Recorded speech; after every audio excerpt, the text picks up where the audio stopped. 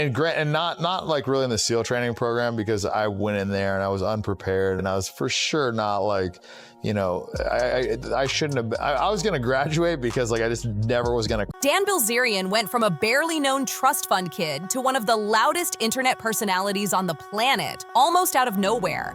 One minute he was invisible, the next he was everywhere, flexing nonstop and daring the world to look away.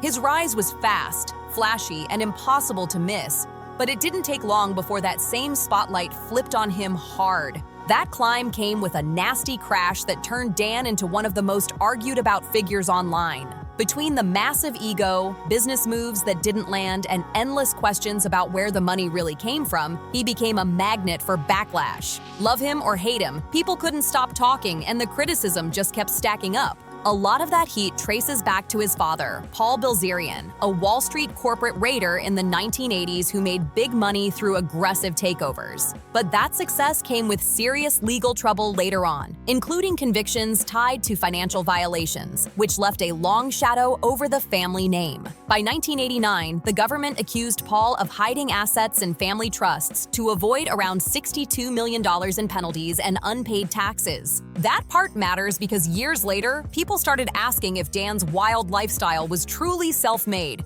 or quietly backed by money that was never meant to be touched. That question never faded. Dan grew up with privilege, but discipline wasn't part of the package. There was a couple of issues, safety violation or something, but if they really liked him, like they did me, they'd have done anything to get him through training, and I certainly had some help. Bouncing between schools, clashing with authority, and struggling to play by anyone's rules. Eventually, Dan jumped into Navy SEAL training, a move he still brings up like a badge of honor. He's said for years that he was only days away from graduating before getting kicked out over a safety issue at the shooting range. According to Dan, he was right at the finish line when everything got pulled from under him.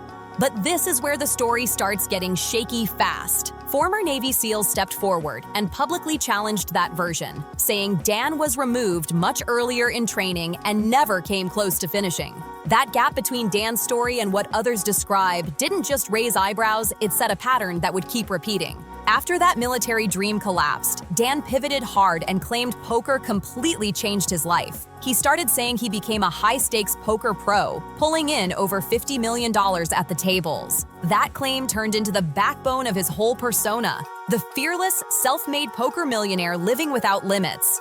There's just one problem, though. The proof never showed up. Poker professionals and industry insiders kept questioning his results, his skill level, and whether those massive wins ever really happened at all. The deeper people looked, the more cracks started forming. When you check official poker records, the image falls apart fast. Dan Bilzerian has almost no legitimate tournament winnings on record, and players who've actually played with him describe his game as painfully average at best. Bro, we be making fun of our parents for believing everything on the internet, but don't act like this man didn't have us all fooled. Meet Dan, and you see, Dan had a problem. No legendary instincts, no elite reads, just vibes and a lot of cash on the table. Back in 2014, Dan claimed he won $10.8 million in a single night against a billionaire. It sounded insane and headline-ready. But when people asked for proof, there was nothing. No receipts, no hand histories, and no witnesses stepping up. When pros pushed him on it, Dan didn't break it down. He snapped, got defensive, and lashed out. Inside the poker world, that reputation stuck, with most players seeing him as a trust fund kid splashing money, not a real pro-grinding skill. But here's the real twist. The truth didn't even matter anymore. Dan had tapped into something way stronger than poker tables or proof: social media power. In the early 2000s, Instagram lined up perfectly with Dan's mindset, and he knew exactly how to run the play. He blasted feeds with guns, models, private jets, exotic beaches, and stacks of cash like it was nothing. The formula was messy, but smart. Every post was designed to spark envy, desire, and outrage all at once. Dan wasn't just flexing, he was pushing a full-blown fantasy straight into people's faces. By 2013, his following exploded past 32 million, and suddenly he was being crowned the king of Instagram, whether people liked it or not. His brand became pure excess, non-stop indulgence, and zero apologies. Young men locked in hard. They wanted the confidence, the chaos, the lifestyle. It's not the best idea that we've ever had. So what caused you to do that? Hollywood took notice too. Dan popped up in movies like Lone Survivor and The Equalizer, brushed shoulders with A-list celebrities, and became famous simply for being rich and reckless. But here's where the pressure built. That kind of lifestyle burns money fast, and those mysterious poker winnings holding it all together started looking shakier by the day. With millions watching his every move, Dan knew it was time to turn clout into cash and silence the critics. The plan sounded clean on paper. Flip Instagram fame into real business money and prove everyone wrong. In 2014, he launched Ignite International, a lifestyle brand tied to cannabis products, CBD, vodka, and flashy merch. But the products weren't the focus, Dan's wild image was. The strategy was reckless but loud. Sell the fantasy first with guns, models, jets, and mansions, worry about the business later. For a while, the hype worked. But in 2019, when Ignite went public on the Canadian Stock Exchange, the curtain got yanked back hard. Financial filings showed the company bleeding cash at a scary pace. This wasn't a slow leak, it was a full financial collapse. Reports said Ignite lost over $50 million in 2019 alone. And where did that money go? A massive chunk reportedly fed Dan's personal lifestyle, private jets, luxury mansions, rentals, non-stop parties, and models paid to pose for brand content. The company spent more propping up Dan's image than building a real business. Things didn't just slide downhill, they got downright ugly fast. So how did you make your money then?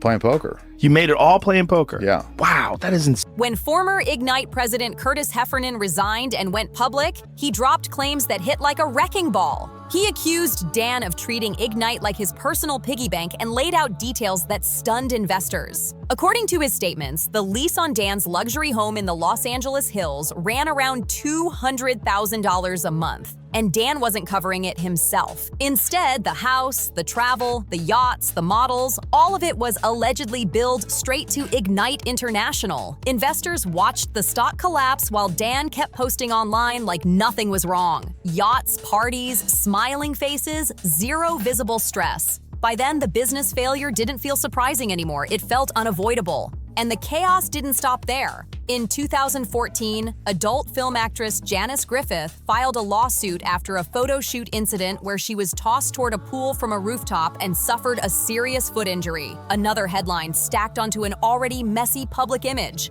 Dan's response only made things worse. Instead of showing responsibility, he blamed the photographer involved and showed no remorse afterward. That reaction shocked a lot of people and poured gasoline on the Backlash building around him. In 2015, another ugly story surfaced. Dan was banned from a Miami nightclub after allegedly being involved in a violent altercation where a woman was injured. She later filed a lawsuit, and the case was settled privately. Once again, money and legal teams kept things quiet, but the story stuck in public memory. More women later described patterns of disrespectful and sometimes aggressive behavior. Many of those situations never reached court and were reportedly resolved behind closed doors, but the pattern was hard to ignore. Controversy followed him everywhere, even while his social media kept pushing a perfect fantasy. Then the business side fully unraveled. Ignite International was hit with lawsuits from investors and former employees accusing the company of mismanagement, broken agreements, and misleading practices. The carefree playboy image started cracking fast. Behind the yachts and models was someone buried in legal and financial trouble. In 2020, Ignite filed for bankruptcy. The company meant to prove Dan was a serious businessman collapsed completely, wiping out millions in investor money. Financial records later showed the scale of the disaster, with over $100 million reportedly burned and almost nothing left to show for it. Assets were sold off, and investors were left empty-handed. But here's the real shocker. Through all of this, Dan never slowed his lifestyle. Reports claimed he was still drawing money from family trusts. The same trusts tied to his father, Paul Bilzerian, who in 2020 was ordered by a court to pay $62 million related to a decades-old securities case. Prosecutors argued those trusts were used to shield assets and that Dan had been living off that money for most of his adult life. Suddenly, the whole story started cracking in real time. The so-called self-made poker millionaire looked more like a myth. The sharp businessman image collapsed, and that wild lifestyle everyone once admired started getting side-eyed hard. What used to look untouchable now felt staged. that over-the-top life people envied was widely believed to be fueled by money tied to his father, allegedly kept out of reach for years. With pressure closing in from every direction, Dan made one clear move: silence. He stopped doing interviews, stopped answering tough questions, and stopped addressing the scandals altogether. Instead, he kept posting online like nothing was wrong, hoping the noise would die down on its own. But the damage was already locked in. As his reputation slid and his business ventures fell apart, Dan followed a familiar influencer path. He pivoted straight into coaching and crypto. In 2021, he began promoting various cryptocurrency projects, putting his face and name behind hype-driven plays that left followers holding worthless tokens once the buzz faded. NFTs, meme coins, exclusive investment plays, it was the same cycle every time. Big promises, heavy losses, and zero responsibility taken afterward. On top of that, Dan rolled out lifestyle coaching and business courses, charging thousands to teach people how to live like him. The irony hit hard. A man whose company collapsed was now selling success advice like nothing ever went wrong. The backlash hit instantly, and it hit hard. Critics slammed the courses, saying the advice was generic, recycled, and already available online for free. The only difference was Dan's branding, wrapped in loud confidence and empty promises. Even longtime supporters started backing off fast, and that loyalty he relied on began slipping away. Engagement dropped off a cliff. His follower count stalled, comments dried up, and the same algorithm that once pushed him everywhere suddenly stopped caring. Instagram had moved on, and Dan was slowly fading out, clearly desperate to grab attention again. He tried everything to claw his way back. A podcast launch went nowhere, barely making a ripple. He attempted to reboot Ignite under a new structure, but investors weren't biting.